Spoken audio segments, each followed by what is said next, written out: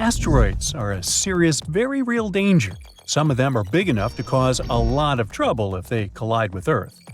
One asteroid in particular is making headlines these days.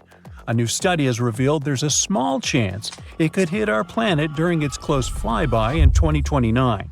But the question is unusual. Will the asteroid survive this encounter? Apophis, which got its name from Apep, the Egyptian deity of chaos and disorder, has become one of the most infamous asteroids. Discovered in 2004, this space object is about 1,100 feet wide. It's about the height of the Eiffel Tower in Paris. Because of its size and the close flyby predicted for 2029, astronomers classify Apophis as a potentially hazardous object. Those are asteroids and other space objects that pass close to Earth and are big enough that we really need to pay attention to them. Right now, scientists say the chances of a collision are slim, less than 1 in a billion. So, at the moment, we can probably claim that Earth is out of danger. But the same can't be said about the asteroid itself. When Apophis passes close to Earth in 2029, our planet's gravity is likely to shake it so violently that it may experience something like an earthquake, a cosmic asteroid quake, if you will. The stress from this gravitational force will probably cause parts of the asteroid's surface to crack off and fly into space. And even though this might not be a full-blown disaster, and the asteroid won't fall apart completely, it's very likely to lose some material during the flyby. Some of this debris might just stick around in orbit, while other bits could fly off into deep space. Over time, this catastrophe could affect Apophis's rotation, causing it to spin differently or tilt in a way it hasn't before.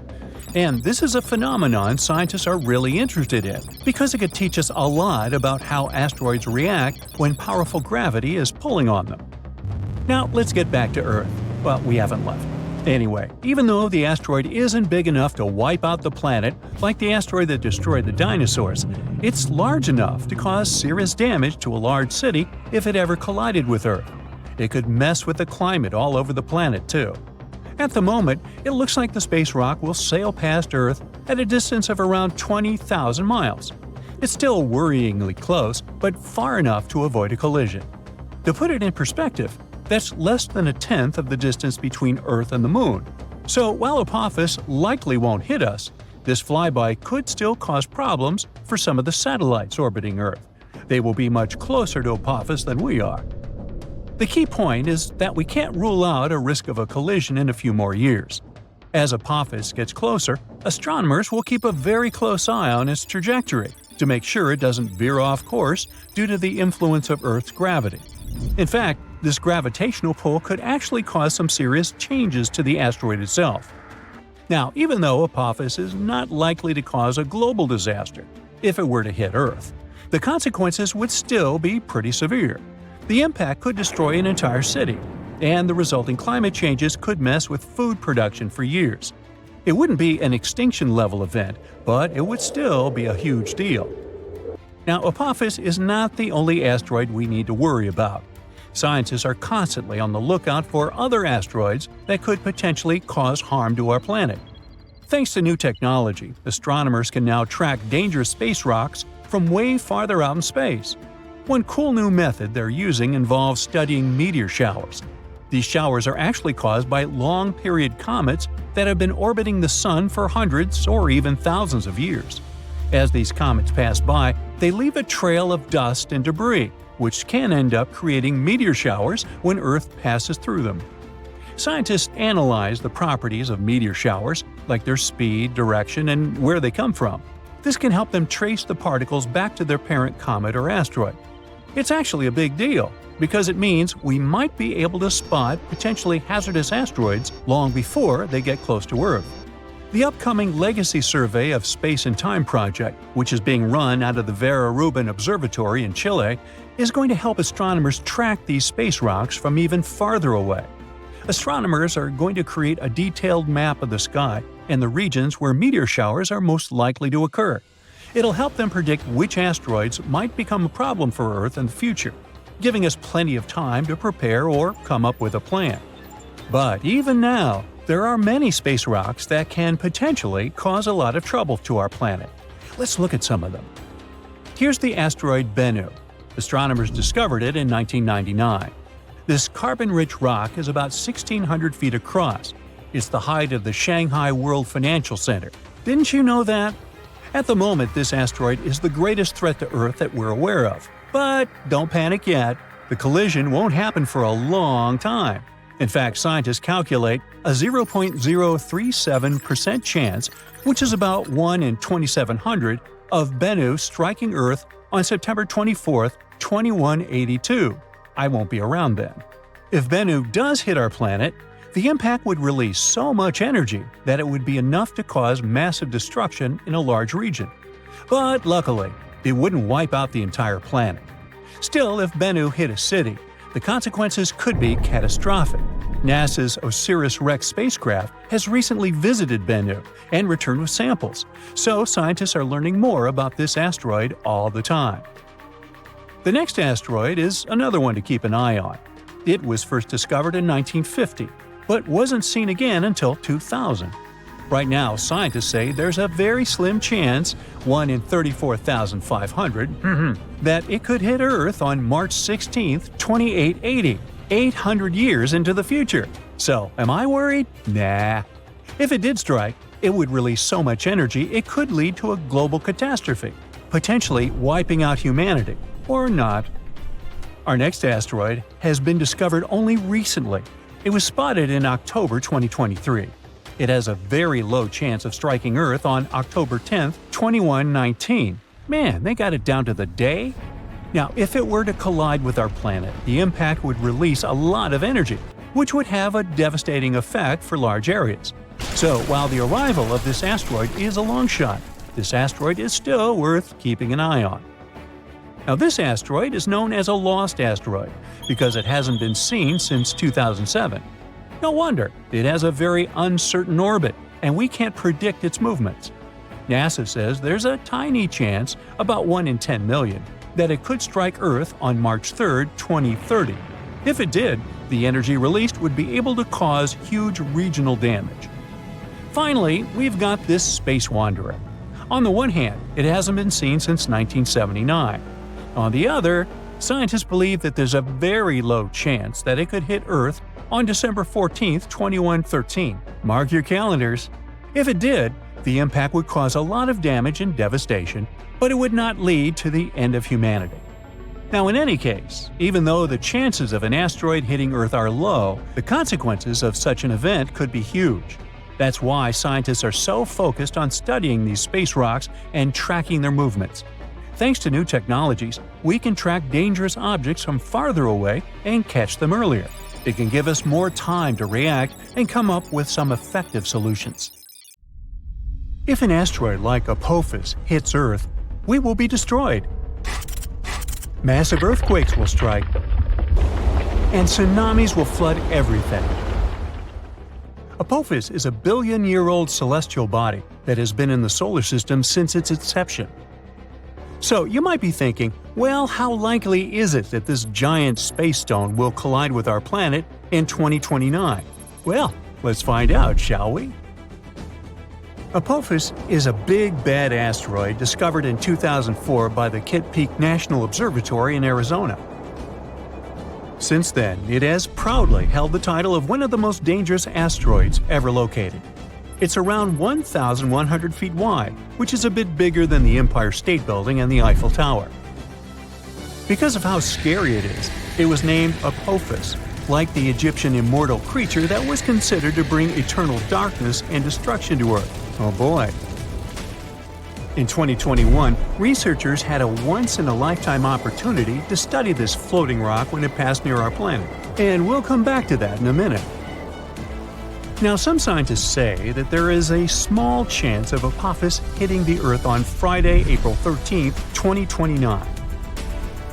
The Yarkovsky effect is to blame for this, since it can slightly nudge this space rock towards Earth. This effect originates from the uneven emission of thermal photons from a rotating celestial object, resulting in a fascinating force exerted upon it in space. These emitted photons possess momentum and play a pivotal role in shaping the dynamics of the body. The asteroid has two sides, light and dark, just like the Moon. The light side faces the sun and is warmer than the dark side. But the thing also turns, so the sides constantly change direction and temperature. This change could be detrimental because it slightly pushes Apophis toward Earth. Unfortunately, nobody knows how the Yarkovsky effect will influence the asteroid's path. On the other hand, on the asteroid's last flyby of Earth in 2021, astronomers used radar to take accurate measurements of its trajectory and confidently concluded Apophis will safely miss Earth in 2029 by about 20,000 miles and won't bother us again for at least 100 years. Now, generally speaking, every 8,000 years, our planet is hit by a falling star that has similar dimensions to those of Apophis. The last time we were hit by a slightly smaller meteor was in 2013. A new spacecraft developed by NASA called the OSIRIS-REx was launched in 2016 to collect samples from another slightly less terrifying celestial body called Bennu.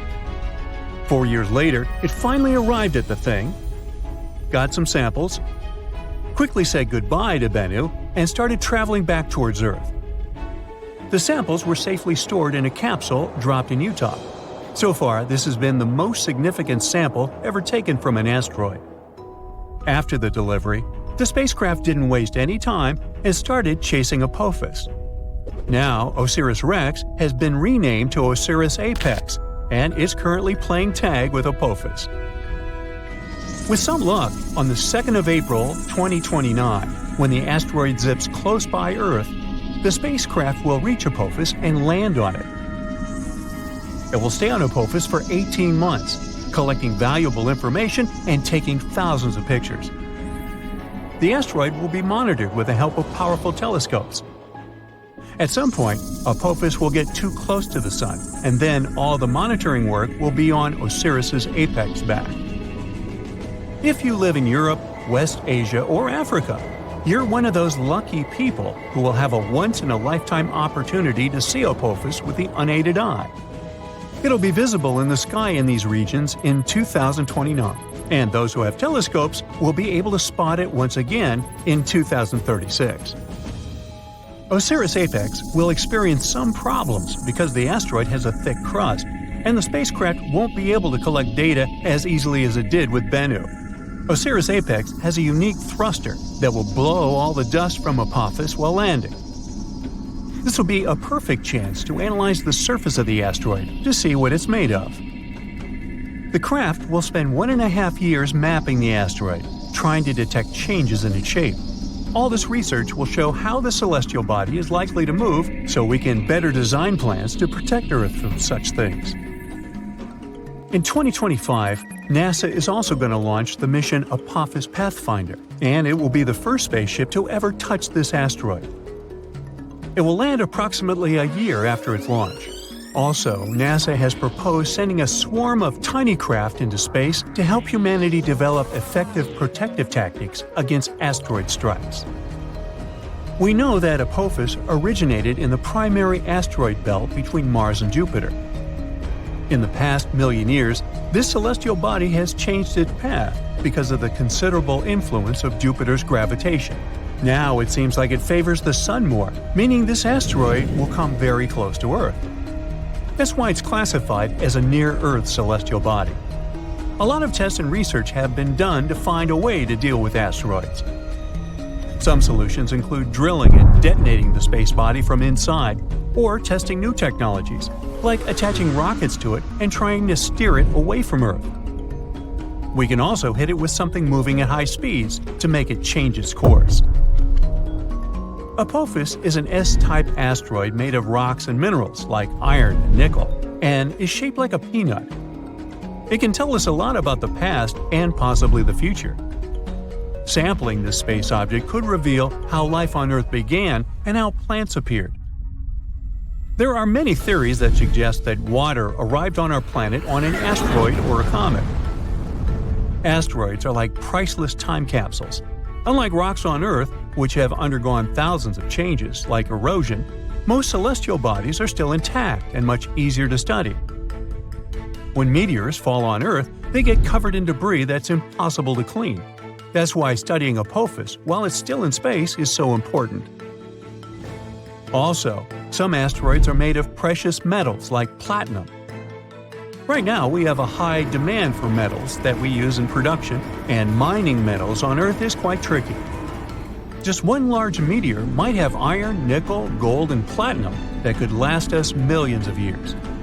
If Apophis has this amount of metals, well, we'd want to break it down and bring it back to Earth. One space rock could be worth quadrillions of dollars, making space mining highly profitable. And still, it would cost us more to get it back to Earth than to dig up these materials here. As technology progresses and new kinds of rockets are developed, this might become possible at some point. So, even though we're safe for the next 100 years from Apophis, you probably still want to see what would happen if something like it did impact. Come on, sure you do. Well, first let me tell you, you'll hear the sound of the collision and know what's happened even if you're miles away. You should leave your house or apartment immediately. Shortly after the impact, massive earthquakes will strike, and many tall buildings will fall. So, staying away from cities might be your best option if you have a choice. But don't escape by car. There will be massive traffic jams, and everyone will panic. Going on foot or by bike is your best option in this scenario. A prime way of transportation will be traveling by plane, so if you've always wanted to get that pilot license, now you've got a good excuse. If you have time, take along extra snacks and water, and an extra pair of socks. It's nice to live by the ocean or the sea, but in this scenario, it's the worst place to be, because giant tsunami waves will hit coastlines after the impact. If you live far away from the impact area, the tsunami might take 30 hours to arrive. You'll have a bit of time to prepare. A huge asteroid, several hundred feet across, is dashing towards Earth through the black nothingness of the cosmos. Ooh. Brace for the terrible news. There's a 72% chance it might hit Earth in 14 years, with potential impact zones being North America, Southern Europe, and North Africa, some of the most densely populated areas on the planet. Astronomers have been keeping a close eye on the space invader for a few months, but now it's moved too close to the Sun, and tracking it is impossible for the next 7 months. Of course, there's a 28% chance that it will miss our planet altogether. But what if it doesn't? Global devastation and destruction, that's what. Thousands of lives lost, billions and billions of dollars in damage, entire species wiped off the face of the Earth, ruined cities and towns, destroyed fields and forests. We're left wondering whether it's the future awaiting for us. Well, now you can breathe easy. That's just a hypothetical scenario created by NASA to prepare for a situation like this. The space agency has been thinking about this kind of disaster for years. Even cooler, they run what-if asteroid exercises every 2 years to get scientists, state agencies, and international experts on the same page. The last one occurred in April. Over 100 people took part in that event. During such asteroid drills, experts pretend that a giant space rock is heading our way. Then they work through all the tricky questions they can come up with, like how big is it? Where might it hit? What should we do? It's like a massive brainstorming session to make sure that if it ever happens, we won't have to start from scratch. To make these scenarios feel as real as possible, NASA's Center for Near-Earth Object Studies gets involved. These are folks who track real asteroids and calculate their orbits. So they simulate months of asteroid observations, complete with uncertainties about its size, trajectory, and potential impact zones. It's the kind of uncertainty that makes decision-making way harder, just like it would be in real life. Now, if an astronaut really was aiming at Earth, it wouldn't be just one country's problem. It would be everyone's. That's why this exercise brings in international experts. In April, it happened for the first time. They worked alongside U.S. agencies like NASA's Planetary Defense Coordination Office and FEMA to understand how the world might respond to such a crisis, since an asteroid impact would have dire consequences globally. Now, the big question is, can we actually stop an asteroid from hitting Earth? Here, there are two main options experts consider. First, we could send a spacecraft to gather more info. If we knew more about the asteroid's size, mass, and orbit, we'd be able to make better decisions about what to do next. The second option is to try to deflect it. Basically, it means bumping the asteroid off its course so that it misses Earth. This might sound impossible, but NASA's DART mission has already proven that we can do it. 2 years ago, they crashed a spacecraft into a small asteroid called Dimorphos and successfully changed its orbit.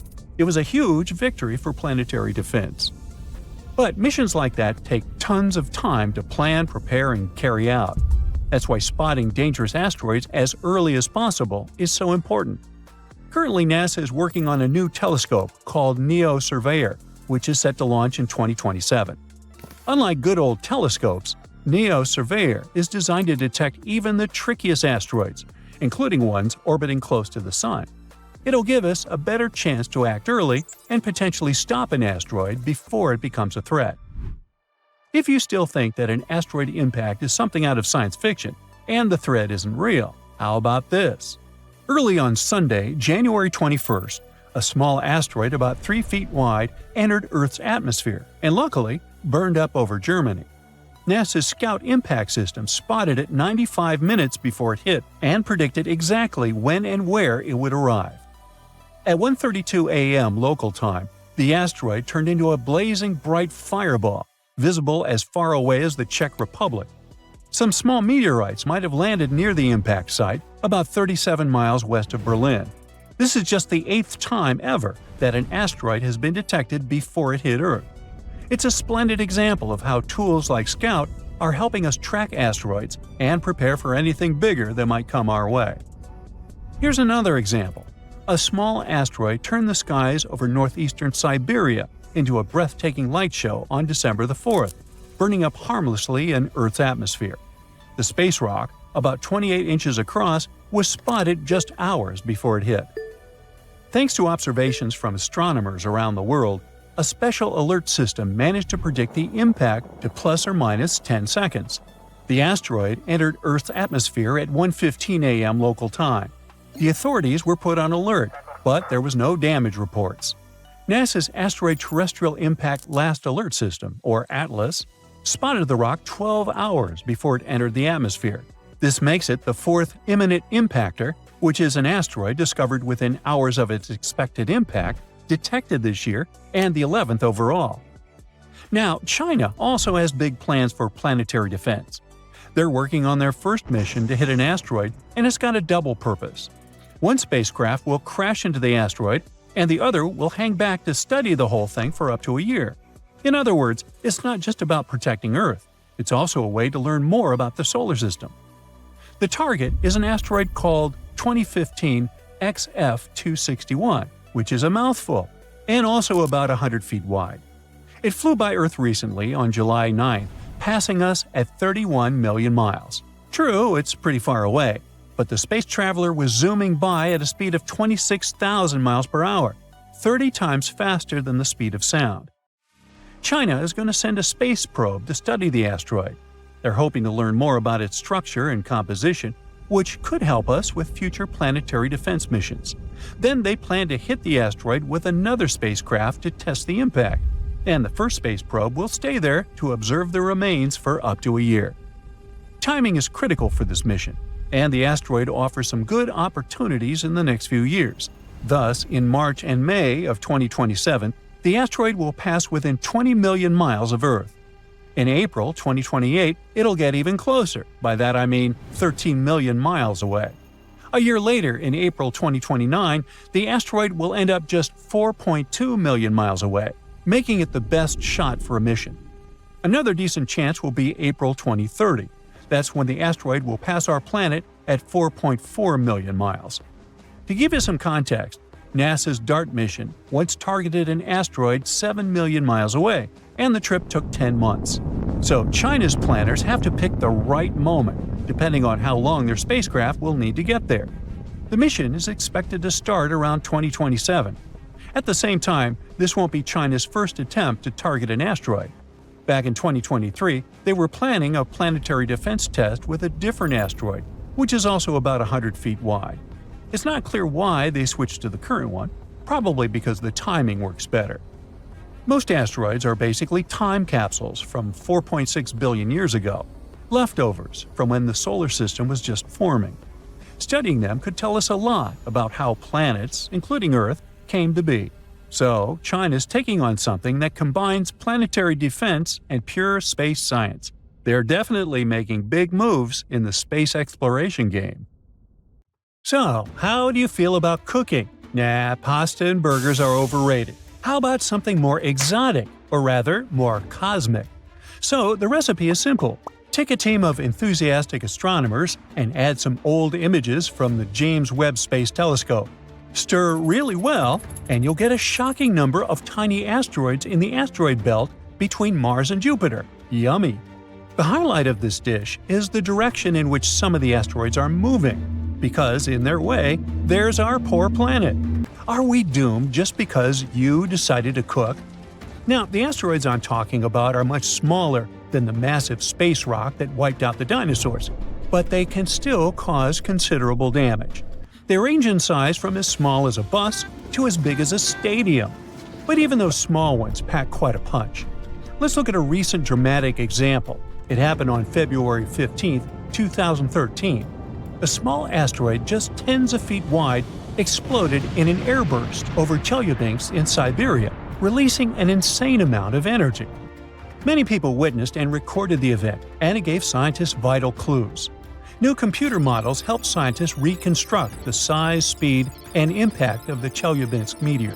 It was likely an asteroid, about the size of a 5-story building, exploding from 15 to 18 miles above Earth's surface with an enormous, incomparable force.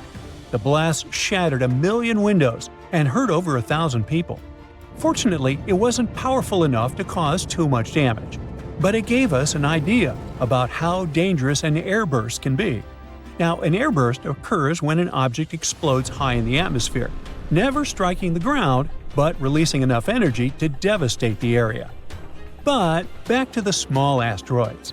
The most dangerous thing about them is that they hit the Earth far more often than the larger ones, about 10,000 times more frequently. To make matters worse, their small size makes them harder to detect in advance, leaving little time for preparation if one is heading towards Earth. Now, let's travel back in time. Uh-oh, dinosaurs, too far back. Ah, there we go. A team of astronomers is working on a special method to find small asteroids in telescope images that were originally taken to study distant stars. Using this method, they've looked through thousands of JWST images of a star system called TRAPPIST-1. It's located 40 light-years away and is one of the most studied systems outside our solar system. Now, while analyzing these images, they discovered 138 new asteroids in the main asteroid belt, plus 8 they already knew about. And guess what? Among the newly found asteroids, 6 seem to have been pushed into paths that could bring them closer to Earth. Who did it? Well, probably nearby planets. Are they holding a grudge against Earth? Interestingly, scientists thought they'd find just a few new asteroids, but the number was much higher than they expected.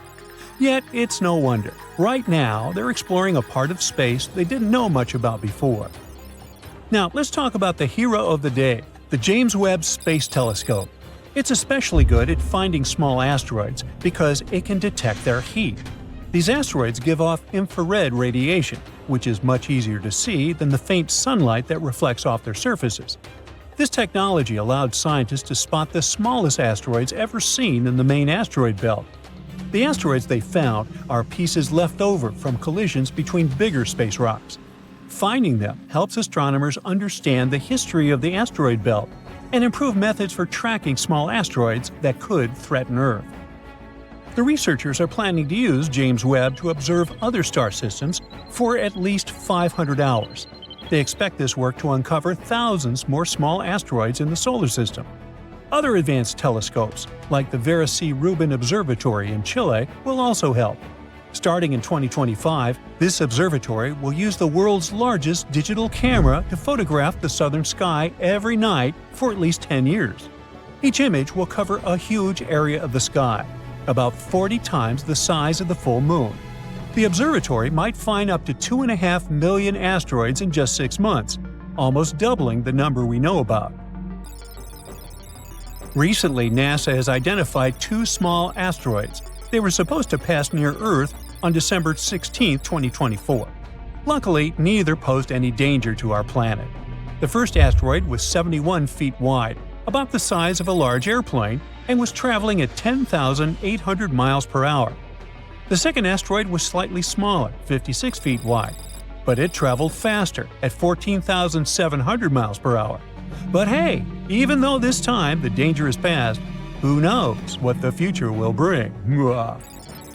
It may sound weird these days, but astronomers didn't really care much about small asteroids for a rather long time. They thought of them as just random space debris that got in the way of observing stars. Some even called them sky parasites. But now, the way we see these little space rocks has completely changed. You see, until recently, we could only spot really big asteroids, those over a mile wide. The smaller ones just blended into the background noise in telescope images. But then, a clever trick appeared where multiple images of the same part of the sky were combined, making those faint small objects finally stand out. The data from certain telescopes, along with the James Webb Space Telescope, helps us improve planetary defense. But there's more to it than just protecting our planet. Studying these small asteroids also teaches us about how the solar system evolved. There are so many of them because they're fragments from collisions between bigger space rocks. One researcher has said this is like looking at old data in a new way. These small asteroids, which people used to think of as space junk, are crucial for understanding our solar system and even preparing for whatever the future holds. Among those hundreds of millions of rocks orbiting the Sun in the asteroid belt between Mars and Jupiter, some are especially worrisome. They come close enough to Earth for it to be quite concerning. NASA classifies asteroids that orbit within 30 million miles of our planet as near-Earth objects, and those could pose a serious threat if they were to collide with our planet. Right now, NASA is closely monitoring an asteroid named Bennu. This is a fairly large space rock, measuring about 1,600 feet across. It could, potentially, crash into Earth in 159 years. First, the astronauts spotted it in 1999. So currently, experts believe that there's a small chance Bennu could drift into Earth's orbit and collide with our planet by September 24, 2182. Would it be bad? Well, to put it in perspective, Bennu is taller than the Empire State Building. If it hit Earth, it would generate 1,200 megatons of energy, an amount so massive that nothing on Earth could generate that. NASA scientists are particularly concerned about a tiny chance that Bennu could pass through a gravitational keyhole during a flyby in the 22nd century. This keyhole is a region in space that could set the asteroid on a path that brings it directly to Earth. Now, Bennu flies by Earth every 6 years and has had 3 close encounters with us in 1999, 2005, and 2011. Right now, scientists estimate that the chance of Bennu hitting Earth by 2182 is about 1 in 2,700, more than 5 times greater than the chance of being struck by lightning. Although the chances of Bennu colliding with Earth are very low right now, this space rock is still classified as a potentially hazardous asteroid because it might come as close as 4.65 million miles to Earth. Now, this asteroid is another space rock that we need to keep an eye on. It's a near-Earth object about 1,100 feet across, and it was discovered in 2004. Initially, it was considered one of the most dangerous asteroids ever detected. Apophis quickly gained attention because experts believed it could pose a serious threat to Earth because of its close approach to our planet in 2029. However, after further study of its orbit, astronomers determined that there was no risk of a collision for at least a century. Well, we can all breathe easier now, can't we? Imagine an asteroid so full of valuable metals that it could make every person on Earth a billionaire. Well, that's not science fiction. It's 16 Psyche, a massive metallic space rock orbiting the Sun between Mars and Jupiter. It isn't just extraordinary because of its value, estimated at $10 quintillion. That's a figure that dwarfs the global economy many times over. It also has clues about the formation of planets, especially the rocky worlds like Earth. In October 2023, NASA launched the Psyche spacecraft. This mission is to explore the cosmic treasure trove.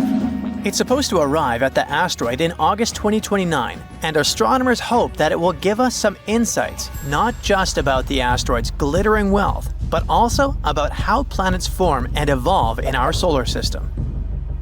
But what exactly makes Psyche unique? First discovered in 1852 by an Italian astronomer, it was the 16th asteroid people identified, hence its name. It stands out among the millions of space rocks in the asteroid belt for one main reason: its metallic composition.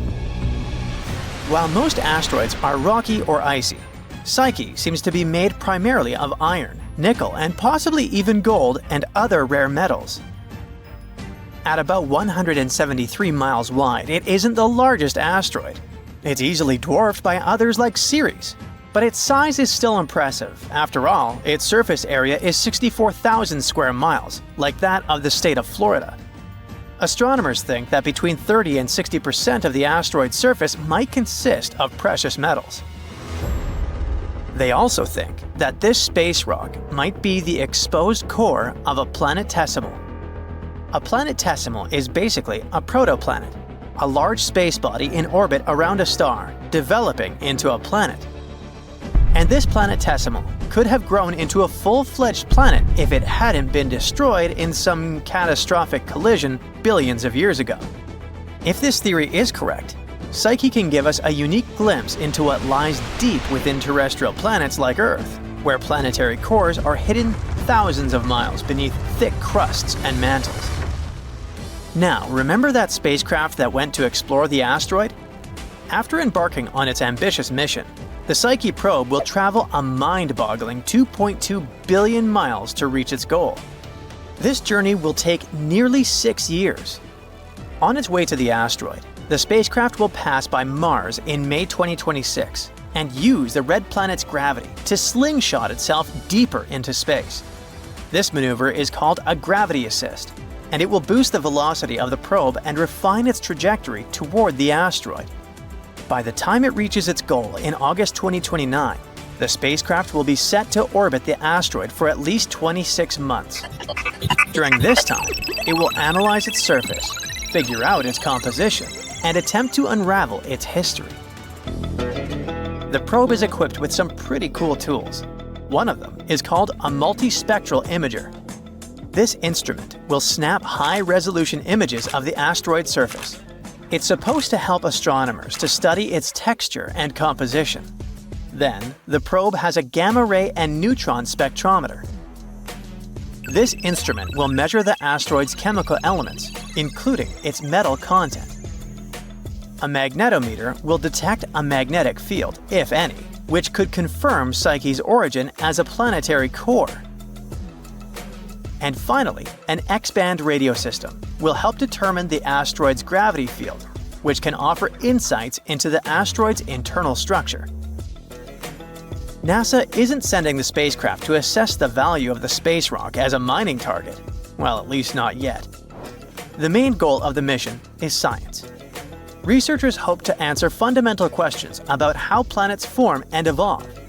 And this asteroid could help us understand what happens when molten material solidifies into a core. Another question we need to answer to is, why did it fail to become a planet? And understanding the history of the asteroid might shed light on why some celestial bodies grow into planets while others don't. While NASA's mission is purely exploratory, it has also sparked interest from the point of view of asteroid mining. With its estimated worth of $10 quintillion, Psyche could theoretically supply enough raw materials to revolutionize industries on Earth. Mining it is likely to be decades away, if it ever happens altogether, but the idea still sounds amazing. At the same time, if the asteroid's metals were somehow brought to Earth, their abundance could cause the value of precious metals like gold to plummet, and it would wreak havoc on global markets. Speaking of valuable resources, let's find out how Earth got its own gold, platinum, and other rare metals. These elements, aka highly siderophile elements, have a cosmic origin story, and it's every bit as dramatic as Psyche's. These precious metals were born in violent cosmic events billions of years ago.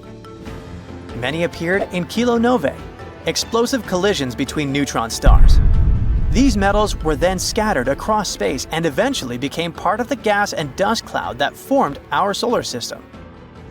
When Earth formed, those metals sank towards its iron-rich core, but not all of them ended up deep inside the planet.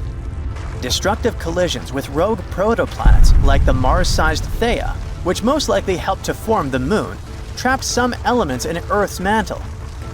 Recent computer models have explained how this happened. After each major collision, Earth's surface temporarily became a magma ocean, a molten layer of rock. As metals sank through the magma, they reached a partially solid layer that slowed their descent, keeping them in the mantle instead of the core. These metals then moved closer to the surface under the influence of thermal convection. That's what made them accessible for mining billions of years later. While Psyche's metals are all over the news, space has more to offer than just gold and iron. Scientists have discovered, or rather theorized, the existence of different gemstones scattered across the cosmos, like diamonds. The thing is, diamonds are made of pure carbon, and this element is abundant in the universe. On Earth, diamonds form deep in the mantle under high pressure and temperature. In space, conditions for diamond formation can occur in surprising places. For example, nanodiamonds, which are really tiny diamonds, have been found in meteorites.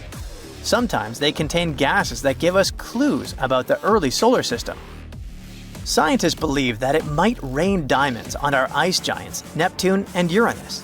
There, high pressures compress carbon into crystalline form. Researchers have also predicted that exoplanets in other solar systems could have gemstones like rubies and sapphires, depending on their size and proximity to their stars. Even Earth's moon had its own share of cosmic minerals. Scientists have found some traces of cubic zirconia in lunar rocks. So space might hold even more treasures than we've imagined. But let's get back to the Psyche mission. It might not only reveal the whole potential of space resources, but also underline the issues we could face while dealing with them. For example, mining an asteroid would require the usage of autonomous robots, machines capable of operating in harsh space environments. Plus, we would need efficient transport systems to bring materials back to Earth or process them in orbit. We would need to make sure that mining activities wouldn't damage ecosystems or space environments. There are also legal and ethical issues, like the Outer Space Treaty of 1967. It prohibits any nation from claiming sovereignty over celestial bodies. But with private companies entering the space race, debates over ownership and resource sharing are heating up. And finally, bringing such amounts of metals to Earth could destabilize global markets. So, experts suggest that space resources might be better used in space, for building habitats, satellites, and spacecraft. But no matter whether we ever mine 16 Psyche or not, its exploration will teach us more about the early solar system and the processes that shaped our planet. As of December 1st, 2024, the probe is heading for the asteroid, following the orbit around the Sun. Its journey promises not only to deepen our knowledge of the universe, but also to redefine what's possible for humanity as we reach for the stars. You look up and see a bright orange flash in the sky. A bit later, you hear a boom so loud the window panes around you burst into pieces. And then you see it. A giant piece of space rock burning high above your head, heading for Earth. When it touches the surface, the explosion leaves behind an enormous crater. It's 12 miles deep and as wide as Lake Michigan. After that, 3/4 of all living organisms on our planet are on the edge of survival. This event took place about 66 million years ago, and the bright flash in the sky was the very asteroid that wiped out the dinosaurs. These days, people have many ways to protect themselves, like we could hide in bunkers deep underground and survive. Such bunkers would already come in handy since there are many asteroids in the sky, and some of them are just waiting for their ticket to Earth to wreak some havoc. For example, the asteroid 1990 MU. In 2027, it'll come alarmingly close to our planet. Many people fear that Earth's gravitational pull will trap the rock, which is the size of 2 Brooklyn bridges. In this case, it'll start to move closer and eventually crash into the planet's surface. Such an impact would cause a shock wave that would be felt on other continents. Once the asteroid hit the ground, there would be an explosion. It'd be so bright, people would think a new sun appeared right here on Earth. The collision would release a huge amount of energy that would then turn into heat. Everything around the impact site would catch fire. And if the asteroid fell in the water, it would cause tsunami waves higher than the Empire State Building. Many coastal cities would be flooded. The dust that would rise after the explosion would cover the sun. The world would be plunged into darkness. If the dust stayed in the air long enough, the climate on the planet would change and Earth would start to freeze. If you think such a small meteorite can't cause serious damage, look at the Chelyabinsk meteor. It hit the Earth in the winter of 2013. When the space rock entered the atmosphere, people miles away heard a loud bang. The brightly burning object was approaching the surface at about 11 miles per second. Halfway through the flight, it split into several pieces. This caused several stronger shock waves. When the meteorites hit the ground, it caused a major earthquake, and the aftershock from the explosions shattered the windows of 5,000 buildings. People in 6 cities around the crash site felt the aftereffects of the fall, and this meteorite was only 60 feet wide. Fortunately, the asteroid 1990 MU will move past our planet. We'll be safe. Whew! But the next asteroid to approach Earth is going to be 3 miles wide. It's called 3122 Florence. If this giant hit our planet, it could wipe entire continents off the face of the Earth. In 2017, this space rock got awfully close to us. It could be seen in the sky even with a small telescope. Now, the next asteroid is the biggest one to worry about, 1999 JM8. It's about as wide as Manhattan, and it has an unnerving habit of approaching Earth a bit too close for everyone's liking. A small asteroid named 2020 VT4 got closer to our planet than all others have ever done. In November 2020, it flew over the Pacific Ocean at an altitude a bit smaller than the distance from Los Angeles to Las Vegas. That space rock was about the size of a big car. If it did make it to Earth's atmosphere, it would burn up completely before touching the ground. Falling asteroids and meteorites aren't uncommon on our planet. Luckily, most of them burst into flames and burn up before they enter the atmosphere. Mars is to blame for such frequent meteor showers. The planet isn't far from the main asteroid belt in the solar system. Sometimes, the gravitational pull of the red planet grabs asteroids from there. Then, Mars spins them around and flings them in our direction, just like a slingshot. So, Mars is a bully. Good thing we're protected by Jupiter. It's the largest planet in our solar system, and it has an incredibly strong gravitational field. It keeps the asteroid belt in line and protects us from being constantly hit by a rain of meteorites. And that's good news, considering Ceres is in the asteroid belt. This enormous space rock is so big that it was once considered to be a planet. Then, for many years, scientists called Ceres an asteroid. But in 2006, it was finally classified as a dwarf planet. This space object contains a third of the total mass of the asteroid belt, which is about 4% of the Moon's mass. If Earth were as large as a nickel, Ceres would be about the size of a poppy seed. So, what if an asteroid several miles across was heading toward our planet and people had to stop it? Well, we could break the space rock into smaller pieces. A massive explosion could be used to do this. People wouldn't even need to land on the giant asteroid. Getting close to its surface would be enough. Boom! A powerful burst of energy would split the asteroid into several large pieces and tons of debris. The smallest rocks would burn in the heat released in the blast, and it would also change the asteroid's trajectory. The larger fragments would burn up while entering the atmosphere. All witnesses of this unusual meteor shower would have a chance to admire a beautiful fire show. Another means of protection could be a kinetic battering ram. Simply put, it would be a huge object that people would send towards the asteroid approaching Earth. Or it could be a heavy spaceship. This is the method scientists produced to prevent the asteroid Apophis from falling to Earth. This guy is 1,200 feet across and often passes by our planet, coming as close as 19,000 miles above Earth's surface. The asteroid is going to pass close to our planet again in 2029, and there is a possibility that in 3036 it might crash into the Earth. If it happened, the explosion would leave a crater more than 3 miles across. Within 6 miles of the impact zone, all buildings and subway tunnels would be crushed or severely damaged. The event would also trigger a powerful earthquake. In the area of 30 miles away from the crater, car windows and window panes in houses would be shattered. And 75 miles away from the impact site, the earthquake would move furniture and buildings. One way to stop such a catastrophe is to build a heavy spaceship. It would take off from Earth, speed up, and then ram into the asteroid with great force. This impact would alter the course of the huge space rock, and it would fly past our planet. We could also try to stop the asteroid by wrapping it in foil.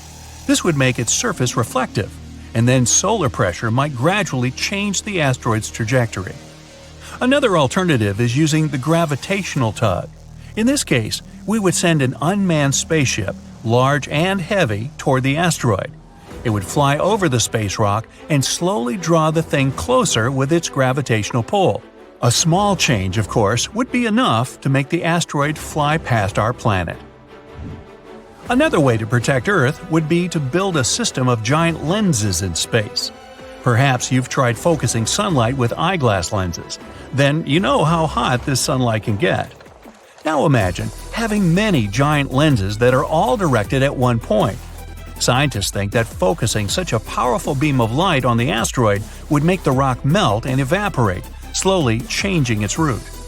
And one more way to protect ourselves from the asteroid would be to install several rocket engines on its surface. It would turn the space object into a rocket, and we could set its course from Earth. Rogue stars pose a much bigger danger. Like asteroids, they fly through space and can collide with anything in their path. The problem is that they have a gigantic mass, sometimes comparable to our Sun's. Around 70,000 years ago, a duo of rogue stars whooshed past the Sun. It didn't affect Earth, but caused some disturbance on the outskirts of the solar system. This event is likely to happen again someday. The rogue star Gliese 710, about half the mass of our Sun, is moving toward our solar system right now. There's a possibility that it'll begin to grab asteroids from the outer asteroid belt and toss them at us. And then, rare meteor showers you can observe these days will become a regular occurrence. But right now, this rogue star is extremely far from our world, and there's a bigger chance that it'll pass by without affecting our peaceful existence. We're flying past the planets of our solar system. We pass by Mars, Jupiter, Saturn, Uranus, and Neptune. Then we move through dark space beyond the edge of our world. We've reached our destination. It's the Oort cloud. It's a hypothetical region around the solar system that holds tons of asteroids and blocks of ice. It's likely to be where the largest comet in human history was born. And now, it's heading toward the Sun. Bernardinelli Bernstein was discovered totally by accident during the Dark Energy Survey. Our telescopes were pointed at distant space. Their main goal was to learn more about how the universe was expanding. Astronomers also wanted to make a more detailed map of the observable universe. Scientists analyzed over 80,000 images and found a moving object. It was alarmingly close to our home planet. Its size was an impressive 62 miles. That's about the width of Lake Michigan. It was an already active comet with a long tail. Usually, comets get a tail when they come close to the Sun. The heat from the star warms the comet's surface, and light materials, like ice, begin to evaporate. This forms a cloud of steam and dust that stretches far beyond the comet. But Bernardinelli Bernstein is too far away from the Sun to start heating up. This means that its surface has a different composition. It might be solid carbon monoxide. This increases the luminosity of the comet, That's why it can be observed with telescopes on Earth. We can compare Bernardinelli Bernstein to the largest meteorite to ever fall on Earth. About 66 million years ago, our planet was hit by a meteorite about 6 miles wide. At that time, the blast wave from the collision went around Earth several times. Tsunami waves caused by the impact were taller than the largest skyscrapers, and the energy from the explosion set huge areas on fire. Almost all living creatures, including dinosaurs and ancient fish, ceased to exist. The meteorite left a crater 3 times the size of Manhattan. The place where it fell was rich in sulfur. This substance evaporated because of the abnormal heat and gathered into massive clouds. This caused acid rains that were falling on Earth for several more weeks. Our newly discovered comet is 10 times bigger. If it were flying toward Earth, you'd see it with the unaided eye long before the impact. It looked like a moving star in the night sky. A few days before the comet reached our planet, you'd see it even during the day. You'd be able to distinguish its long tail, too. When the comet entered the atmosphere, it produced a booming sound so loud you'd hear it on the other side of Earth. At this point, the comet would begin to heat up because of friction with the air. It'd start burning. Countless pieces of debris would break away from the main body of the meteorite and fall to Earth. As soon as Bernardinelli Bernstein touched the surface of the planet, we'd see a flash so bright it'd outshine the sun. In a fraction of a second, a colossal amount of energy would be converted into heat. This would create the most powerful explosion in the history of our planet. It'd literally rip out chunks of ground and throw them into the air. The blast wave would incinerate everything within a few hundred miles. It continued to spread in different directions, breaking and bending trees. At one point, it reached snow-capped mountains and trigger huge avalanches that would cover many villages. The blast wave would go around the planet, shattering glass and buildings on all continents. Tsunami waves would be so high they would cover entire coastal cities. The most powerful earthquake in history would break the ground and create deep cracks. After the impact, billions of tons of dust and ash would rise into the air. A giant black cloud would completely block the sun's rays. Earth would be plunged into darkness. All the debris in the air would start melting. They'd turn into liquid lava and fall back to the surface, causing even more damage. The ash and dust in the air would cover the sun for several more months. During this time, the temperature on Earth would drop by several degrees. Even if they were hiding in deep shelters and bunkers, people, as well as all other living organisms on the planet, would be unlikely to survive this event. Fortunately, Bernardinelli Bernstein isn't going to approach Earth. Right now, the comet is about 20 astronomical units away from the Sun. That's 20 times the distance from Earth to the Sun. It means the comet will soon cross the orbit of Uranus.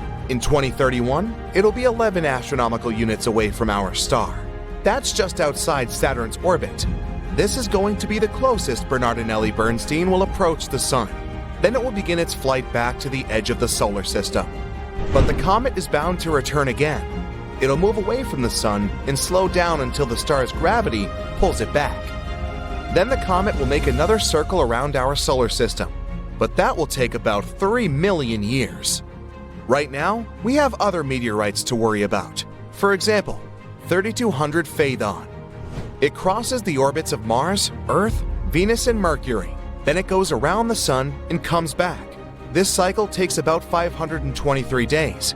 Then it starts over again. This meteorite is considered potentially hazardous because it crosses Earth's orbit at 7.5 Earth-Moon distances. During one of its last approaches to Earth, this 3.6-mile wide block of rock showered our planet with small meteors. Since the asteroid often passes by the Sun, its surface is most likely to look like the dry bottom of a mud swamp. It's covered in scales and cracks. As it flies past Earth, these scales break off and cause meteor showers. But the largest, potentially hazardous asteroid is the 1999 JM8. It's about the size of 77 soccer fields. It passes by Earth at 9 lunar distances. Its closest approach to our planet will happen in August 2137. If such a meteorite were to hit Earth, an entire continent could be wiped out. The rest of the world would experience massive tsunamis, but would survive the event. So naturally, scientists are thinking of ways to protect the planet from such a disaster. The first solution is a controlled Big Bang. One of the laws of physics says that if you apply some force in one direction, it'll cause a reaction in the opposite direction. So if we spot an asteroid that is about to collide with Earth, we'll need to send a rocket toward it. This way, we'll produce a controlled explosion, not inside, but right above its surface. The blast will be directed upward, and the asteroid will shift downward. Even this tiny shift would be enough to change the trajectory of the asteroid, and then it'll fly past Earth. Another way is to send a heavy object, like a spaceship, toward the space body. Every heavy object has its own gravity, so the spacecraft will have to fly close to the asteroid, which will attract the ship to its surface, but the engines of the spacecraft will resist. The ship will start pulling the asteroid in the opposite direction. This will change the trajectory of the asteroid, and our planet will remain intact. We can also ram the asteroid with the spaceship. Bam! Or we could build a space station, like the ISS. It would be equipped with a bunch of huge magnifying lenses. We would send the station closer to the sun and start looking for potentially hazardous asteroids. Then, we'd point all the lenses so that the sun's rays would focus on the giant rock. The heat would begin to vaporize the matter from the asteroid's surface. That's where physics would come into play again. The matter would evaporate upward, and the asteroid would move downward. We could also wrap the asteroid in a reflective film, something like foil. Usually, space bodies absorb most of the sun's rays, but if the asteroid was covered in foil, the rays would bounce off its surface. This would create a weak pushing force. That should be enough to avoid the collision. Of course, we could attach rocket engines to the asteroid. This way, we would be able to not only change its trajectory, but also control it. But that would depend on the size of the asteroid and the number of engines. And then, we could use this massive rock to ram it into other, larger asteroids. There are places on Earth where you can just look up at the sky, and it takes your breath away. An epic night sky full of stars and other stuff? Let's see if we can find one near where you live. The Natural Bridges National Monument in Utah would be a great place to start. The Rhön Biosphere Reserve in Germany is pretty good too. Then there's the Iriomote Ishigaki National Park in Japan. And there's always Cherry Springs State Park in Pennsylvania. Get this, the stars you see when you gaze up might not be there anymore. That's because some stars are so far away, their light takes years to reach us. Take Deneb, for example. Deneb's light took nearly 3,000 years to reach us. So the light we're seeing is actually 3,000 years old. Closer to home, flying around in space, asteroids. These clunky pieces of rock come in all shapes and sizes. Some aren't even made of rock, and some are the size of dwarf planets. That's huge. Take Ceres, a dwarf planet between Mars and Jupiter. It hangs out with its other asteroid buddies in the asteroid belt. Think of it like this: if planet Earth was the size of a nickel, Ceres would be the size of a tiny chia seed. Remember that huge space rock that supposedly wiped out the dinosaurs all those years ago? Of course not, you weren't even there. That was a full-out asteroid, not just a meteorite. Asteroids usually break up when they hit Earth's atmosphere, splitting up into a bunch of small meteorites. But this big boy was so dense and massive that it survived the journey all in one piece. What hit the dinosaurs was the real thing. That asteroid, the one that wiped out those poor dinosaurs, is thought to have been about 8 miles wide, and it did all that damage. After an asteroid enters the Earth's atmosphere, it speeds up like crazy. That's why it was so powerful. If it had floated down with the help of a huge parachute, well, not much would have happened. And today, we might even have dinosaurs as pets. Or worse, they might be our overlords. Don't worry, most asteroids are pretty well behaved, sitting nicely in that huge ring between Mars and Jupiter, just like our dwarf planet buddy, Ceres. There are more than 200 massive asteroids in the ring. But asteroids come in all shapes and sizes, and we can't ignore the little ones. They need love too. And there are a lot of them. They're not even that little. Around 1 million of these baby asteroids are about half a mile long, and millions more are even smaller. There are cases of asteroids coming pretty close to Earth, and that's definitely something we want to avoid. They might be interesting and fun to watch, but they could cause serious problems if they crashed into us. So, what could we do? Basically, just observe and report. Scientists track any asteroids near Earth and try to predict their journey through our solar system. The ones that get really close are called near-Earth objects, or NEOs. The largest asteroid to have approached Earth was estimated to be about 4 miles wide. That's about 70 football fields. That's quite a lot of football. About once a year, an asteroid the size of a car hits the Earth's atmosphere. Our atmosphere is pretty good at breaking these guys up, so all you see is a small fireball streaking across the sky. Woohoo! Free fireworks! September 2017. That's the last time a really big asteroid got close to Earth. The next one? NASA says it won't be until around 2057. How about smaller ones? They come along every couple of years, and they're only about 3 to 6 feet wide. The smallest one ever came in 2008, and it was only about a couple feet long. I mean, you can probably stretch your legs that long. What about the ones that have actually hit Earth? Some of them made quite a big impact, leaving a crater where they crash-landed. The single largest known impact zone of an asteroid is the Vredefort crater, and it's huge. It's about 180 miles across. That's the distance from New York to Boston. It's in South Africa, and it's about 2 million years old. So, what would happen if an asteroid was on a collision course with Earth? What would we do? Lasers. If we were to point powerful lasers at the asteroid for long enough, we might be able to change its course. We could also use a gravity tractor. This theory involves using a spacecraft to orbit around the asteroid, slowly pulling it off course. These are all pretty sci-fi though. The one method that we'd probably end up using is to just throw spacecrafts at the asteroid.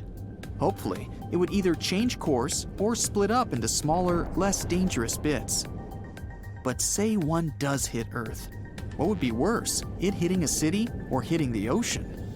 Hitting a city would be pretty devastating, but there would probably be plenty of time to evacuate. You'd have time to fly or drive to another city, though it might be hard to find a hotel room. Still, buildings and landmarks would be gone. No more parks, streets, or houses. If an asteroid hit a city, first off, it would feel like a massive earthquake. People in cities far away would probably feel the impact. Then, fires would start breaking out everywhere. That's because of all the factories, gas stations, power lines, flammable stuff everywhere. Buildings, cars, trees, a lot of things would be on fire. The asteroid would also leave its mark. There'd be a huge crater right in the middle of the city.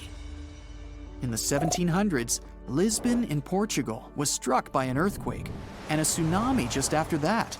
No big surprise, Lisbon was totally destroyed. It took ages for them to completely rebuild the city, but after the makeover, the city was better than ever. It had wider streets, more businesses, and the city got a brand new image. After that earthquake, Lisbon rose up again and was better than ever. So, if an asteroid ever hit a modern city, we could definitely learn from its example and build a better one. Imagine this, a futuristic and eco-friendly city.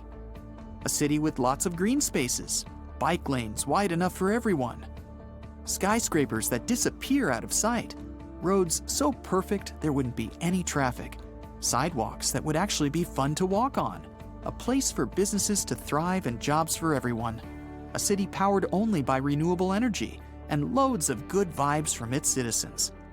We might even have crazy new things we'd never seen before. How about getting to work or school on a zip line? Or a huge underground mall that goes on for miles and miles? Or how about see-through bridges and tunnels? That would be awesome. Maybe I could finally get everything delivered to me by drone. Or somehow never have to take the trash out ever again. Worst case scenario, it could be turned into a sanctuary for wildlife. let nature run its course and have wild animals live there, free and happy. In just a few years, the whole place would be green and full of life. Animals do pretty well once all us humans move out. If it hit the ocean, though, unless it was near the shore, the damage would be minimal. The water would absorb most of the energy from the impact. It's like throwing a rock into a pond. Sure, it causes a few ripples, but even they disappear after a while. The big danger would be if it triggered a tsunami, like in Lisbon. We could also mine the asteroid. It might be full of precious metals, like gold, silver, platinum, or other metals we've never even seen before. Scientists have been trying to find a way to mine asteroids in space and bring the metals back home. That kind of project would be ridiculously expensive though, so not worth it. But if an asteroid decided to knock on our front door, we'd be more than happy to mine it. For now, let's just hope they stay up there in space. So this thing, Cosmos 482, a high-tech capsule, was built to survive even the most extreme heat of another planet. But something went wrong. It never made it out of Earth's orbit. For over 50 years, it drifted silently around the planet. Forgotten until now. In May 2025, gravity finally pulled it down. It's coming home, built to survive re-entry and unpredictable enough to crash anywhere. No warning, no parachute. Just a 1,000-pound sphere falling from the sky, a human-made meteorite capable of causing chaos. In 1972, this funny-looking ball was sent on a Venus-bound mission. Now, Venus is like Earth's evil twin. It's similar in size, but that's where the similarity ends. It's the hottest planet in the solar system, where temperatures reach 860 degrees Fahrenheit, hot enough to melt lead. Atmospheric pressure is about 93 times greater than Earth's, which is like being 3,000 feet underwater and you feel like you're in a trash compactor. And the atmosphere itself is made of carbon dioxide, with clouds that literally rain sulfuric acid. So yeah, it's pretty bad. Yet Cosmos 482 was fully expected to reach it and land. Not for long though. A type of self-destruct scouting mission. The spacecraft was designed to land and transmit data, hopefully for at least a few minutes, on the surface that crushes, bakes, and basically dissolves anything that touches it. How? Well, it came with heat shields for the fiery plunge, a mini AC to cool just long enough, and armor tough enough to handle Venus's brutal environment. It was truly a high-tech reinforced vault built for a one-way trip. And this was in the early 70s, mind you. Fun fact, even today, we've never built anything that could survive that kind of environment. We have deep-sea submersibles that can handle big-time pressure, but not the heat. There are space capsules that can withstand extreme temperatures, but only for a few minutes. Even nuclear reactor walls, designed to handle serious pressure, would crumble if acid rained on them non-stop. Now, a funny twist of this story is that landing on Venus was already achieved in 1970. Venera 7 became the first spacecraft to land on another planet and transmit data back to Earth, surviving on Venus's surface for a full 23 minutes before melting down. It proved the impossible was possible, just not for Cosmos 482. So, what went wrong with Cosmos 482? We've always imagined space travel as firing up the spaceship, launching it, and that's it. However, that's not how it works. First, with an initial boost, you park it in Earth's orbit, like pulling into space's driveway. Then comes a second burn, a precisely timed engine firing that pushes the spacecraft out of orbit and toward its destination. Cosmos 482 made it to the parking orbit just fine, but something went wrong with the second push. No push means no trip, so instead of heading to Venus, it got stuck circling Earth for the next 50 years. But why does something get stuck orbiting for so long? Well, when something gets launched into space, it's not just going up. It's also going really fast sideways. If you throw a baseball up hard enough, it'll eventually hit the ground. But if you could throw it fast enough and Earth wasn't in the way, it would just keep falling around the planet. That's what orbiting means, falling but never hitting the ground. The object's forward speed balances perfectly with the gravity pulling it down. So, to leave Earth, a spacecraft needs to pass through 3 layers. The first is low Earth orbit, or LEO, a few hundred miles up. Here is where satellites, the space station, and tons of leftover junk circle the planet. Cosmos never made it past this point. If the second launch had been successful, it would have gone through medium Earth orbit, where GPS satellites cruise. Then, way out at 22,000 miles, there's geostationary orbit, the sweet spot for weather reports and TV. So now we know how Cosmos ended up there and why it was orbiting for so long in LEO. But what made it suddenly change its mind and fall back? Even in LEO, space isn't completely empty. There's still a tiny bit of atmosphere up there, and over time, it acts like a brake, slowing things down just enough. Think back to that baseball you threw sideways fast enough to orbit Earth.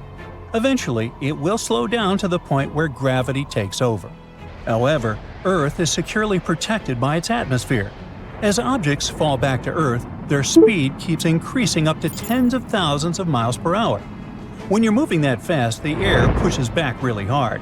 That push creates friction, and friction creates heat, a lot of it. The surface of falling objects can reach over 3,000 degrees Fahrenheit, causing them to melt, shatter, or vaporize completely before they ever hit the ground. That's why scientists don't lose sleep over small debris.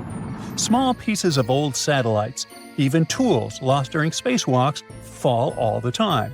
But they burn up like shooting stars. We just never notice them. Now, a baseball would disintegrate instantly. But what about a giant ball designed to withstand landing on Venus?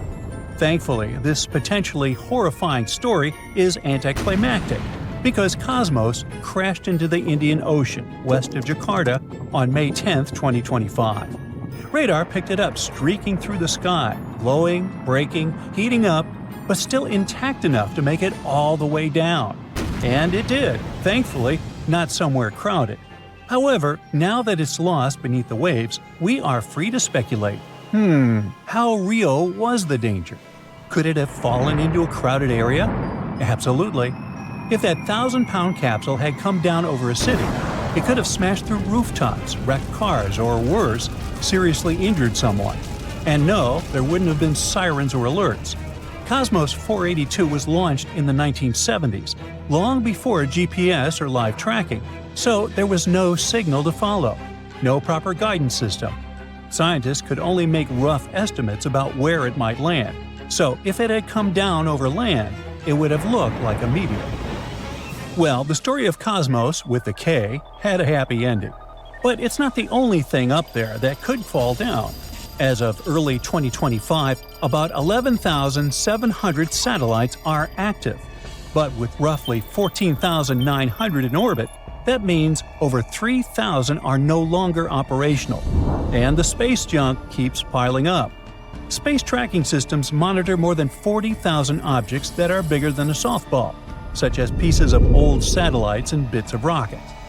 Scientists estimate there are over 1 million fragments larger than a half an inch, and more than 100 million smaller bits still floating around. These can't hurt us down on Earth, but most of it clutters LEO, where collisions can generate explosive clouds of debris, damaging satellites and space stations. Just one crash can trigger a chain reaction called Kessler syndrome, where each impact creates more debris, leading to more collisions until Earth's orbit turns into a demolition derby. Remember the movie Gravity? Yeah, like that. And yes, bigger things from LEO do fall. Cosmos 482 wasn't the first space object to come crashing back. In 2016, Tiangong-1 space station lost contact and tumbled back to Earth 2 years later, eventually burning up over the Pacific. In 2001, the famous Mir station was intentionally brought down. And before that, in 1991, Salyut 7, another space station, unexpectedly deorbited. The 40-ton station broke up on re-entry, and parts that survived scattered over Argentina. Among others, in 1979, NASA's Skylab, the very first American space station, fell back to Earth with only partial control. Pieces of it rained down across Western Australia. Some newspapers even offered cash rewards to anyone who found a chunk. So, we've seen this happen before. Cosmos was just the latest reminder. But NASA and other space agencies do think about this problem. And most modern spacecraft designed to return have parachutes, heat shields, and built-in safety systems to guide them home, but not working satellites and old junk. Yeah, they're still up there. So next time, a space object might not land safely in the ocean. It might crash through your roof while you're watching a brightside video. But don't worry. Now imagine something so powerful that it could rip the atoms of your body apart in a fraction of a second. Ow! This something is soundlessly dashing through space, not extinct, not alive, stuck in between. If this terrifying monster were moving towards Earth, we'd be doomed. So, is it? Astronomers have found a fast and powerful space object zooming through our home Milky Way galaxy at over 110,000 miles per hour. That's faster than any rocket we've ever made. This bizarre space object got its name of a zombie star, all because it's the leftover part of a star that passed away a long time ago, but is still moving. This zombie star is a kind of an object called a magnetar, a super small, super heavy ball about the size of a city but heavier than the Sun. That makes it one of the densest objects in space. Only black holes are denser. Hey, let's not forget about me, huh? Magnetars also have an incredibly strong magnetic field. The one our zombie guy has is 100 trillion times stronger than Earth's. That's so strong that if the magnetar came close to Earth, it could wipe out every credit card on the planet just from its magnetism, and we couldn't shop anymore. Plus, if a person got too close to a magnetar, like 600 miles or so, it could pull their very atoms apart, and they couldn't shop anymore. Luckily, this magnetar is very far away and not coming near us. When it was first discovered, it was about 15,000 light-years away from Earth. That's a huge distance, so you don't get to worry about your atoms being disconnected yet. Astronomers first spotted the zombie magnetar in 2008. And since only about 30 magnetars are known in our galaxy, it was a lucky and rare find. Scientists use space telescopes like Hubble and Gaia to watch it over time. That's how they discovered it was moving much faster than they thought. Now, astronomers are trying to figure out how this zombie star got such a big kick.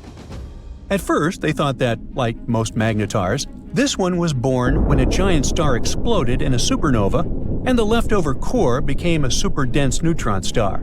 According to their theory, it could have happened near something called supernova remnant HB9. That would make sense since most magnetars are created this way. But when they tracked its movement, they found that the zombie star was moving too fast and going in the wrong direction to have come from HB9. They traced its path thousands of years into the past and still couldn't find any exploding star or star cluster it could have come from. This means scientists now have one more mystery on their hands. Where did this zombie star come from, and how was it made? One explanation is that it came from a white dwarf, which is the leftover core of a smaller star like our Sun after it runs out of fuel. Now normally, when white dwarfs explode, they're destroyed completely. But in rare situations, instead of blowing apart, a white dwarf might collapse into itself and turn into a neutron star. This neutron star could then become a magnetar.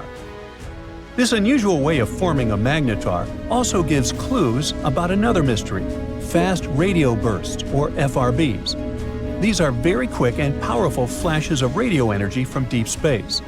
Some FRBs come from galaxies that are so old there shouldn't be any exploding stars left. But if magnetars can be born from collapsing white dwarfs, that might explain how those FRBs are still happening.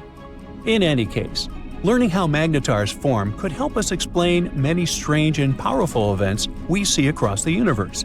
But so far, the investigation is still on, and no answers have been found yet.